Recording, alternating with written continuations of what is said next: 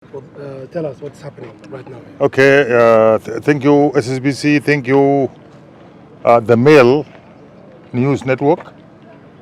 Thank you, other medias can see around here. Today we are ending the last season and we are starting the new season. When I talk about season, I'm talking about the operation system of the wildlife service. So, as you can see here, we are going to disposal the rest of the sieges for last year. After their cases have been looked into by courts, some have been cancelled for some reasons. So we normally destroy the exhibits to avoid them going back to the market again. And also, we want to tell the people that we are accused by some group that the wildlife people eat the meat. We want to burn it in front of you so you can see that we are not eating any piece of meat from the sieges. The second thing is that we want to convince the whole region and the world that wildlife is operational in South Sudan. We are coping up. We are doing and attending the world conservation strategy. We are doing whatever can be done to make sure that wildlife conservation in South Sudan is going perfectly. So as you can see, it consists of skins, leopard skins. As you can see, some of them I can see them from here, and then the bush meat, and some skins like crocodile skins I can see from there also. You see, they have been in the stores, as I told you, awaiting the cases, and then when the cases are over, we have to destroy them to avoid them going back to the market again and take the same circulation. Thank you. So if you mentioned some, but there is still like a crocodile, whatever. Some of them say the leathers of these animals can be benefited in other markets. So Anything is benefited, even the meat is benefited. But what I was saying is the argument is that if I release them now, they go back to the market again, then they are sold. And then I go and arrest again. There will be a time when our law is out and then the regulations are put in place. And we talk about wildlife utilization. We talk about trade. We talk about handmade things from leather. This is why we will start registering specific people to do the job for us. But now I can't release it just like that. okay, now you are disposing these materials, and you said the court have already, some of them has suspended, some of them gone on and finished.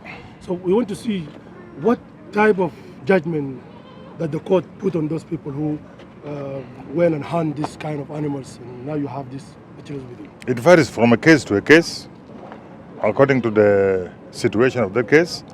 Some were in prison, some were fined, and some were even released free. So they vary. Imprisonment, fine, or compensation, and then some were released. Now you said you're starting new season. What kind of method that the Wildlife Conservation Service will use to track those hunters, illegal hunters? Here we have got a system. We have got checkpoints all along the roads from states to Juba and from Juba to states. We have got locations at Juba Airport, for example, for supervision of incoming and outgoing passengers through the airport. So we are available there. The other thing we do is we go to the field for operation. Either upon request or when we feel that there is a threat somewhere, then we go there. We have got an operation team here consisting of 10 vehicles. They rush to any place where we think there is a significant movement of trade or poachers. Yes, the forest is the home for wildlife, and what we are seeing, like people when going to the bush and cutting the trees, and seem like they're destroying the ecosystem of the forest and destroying the home of the wildlife. So you, as a person who is concerned with the safety and security of the wildlife animal, what will you say on this one? What will be your new objects in this season, at least to protect the forest? Yeah, it is not new. You see, when I talk about anti-poaching or when I talk about operation or when I talk about wildlife, wildlife by definition include the animal itself, it is habitat. When you talk about habitat, you are talking about the forest now you are referring to here. So when we go, charcoal industry is not allowed. We don't allow it. We arrest them. They are like poachers. If you cut a tree, like you kill an animal. So the ecosystem, the habitat is part of the animal. So when we go for operation, we are not going for those who have killed animal, but those who have cut trees, dig holes, did everything that is against wildlife conservation where we are going. So it includes all these things. If you spoil a water body, it is also destruction to the habitat. We will also arrest you. Finally, the message from the wildlife service to the people outside. As usual, guys, the responsibility of wildlife, as I used to mention, is not only for the people who are working in wildlife. We are mandated by the Constitution. We are mandated by the Constitution. Like anybody is mandated by the Constitution to do his work. A teacher to teach, a doctor to treat people, a policeman to follow up the crimes, and we also to look after our wildlife and make sure that they are conserved and economically used or ecologically used for the benefit of the people of Fauci. So it is not ours. It is our all of us collective responsibility of conservation is for all of us. So bear with us. We are doing plans, we are doing steps, and we are going nicely. As you have heard in the media, international media, South Sudan is the leading country in animals population. So we are gifted by God, and we should thank God for that, and we should work to maintain this wildlife. Thank you very much. Yeah, highly welcome. There's one from the number one citizen. I'm from number one citizen newspaper. And I'm calling Manuel. Okay, Manuel. Can you briefly give us the hotspots? The- Where most of this illegal poaching is taking place in South Sudan, and why do you think there are too much poaching in those areas? You know, I can't talk about hotspots at the moment because I have never surveyed the whole country. So what I know as far as from here now, Jungule State is one of the threat. Eastern Equatoria, some part, the buffer zones of our boundaries with Uganda and Kenya, there is a significant killing of animals in this side. I call them hotspots for now. But later when we come out with other new hotspots, when we just stretch ourselves and go to cover all the parts of South Sudan.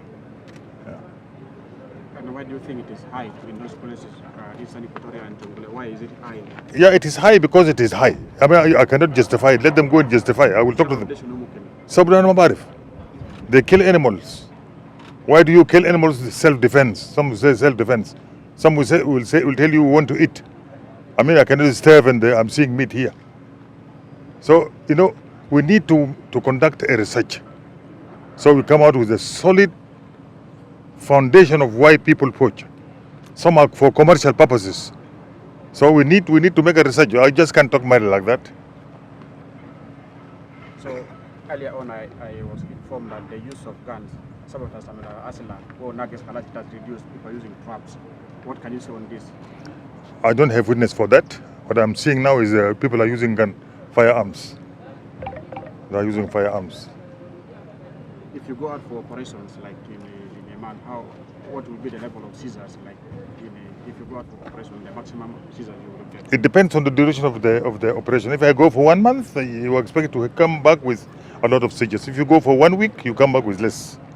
So it depends on the duration of the operation itself, and where you are going to, and the time you are going to. Because in the rainy season, people are busy cultivating. In the dry season, this is where people go for this type of hunting. Do you have an estimate of what the quantity is? This one is more than 6 to 5 tons of meat. But because it was stored for long, you can see it's decaying now. Thank you. Thank you.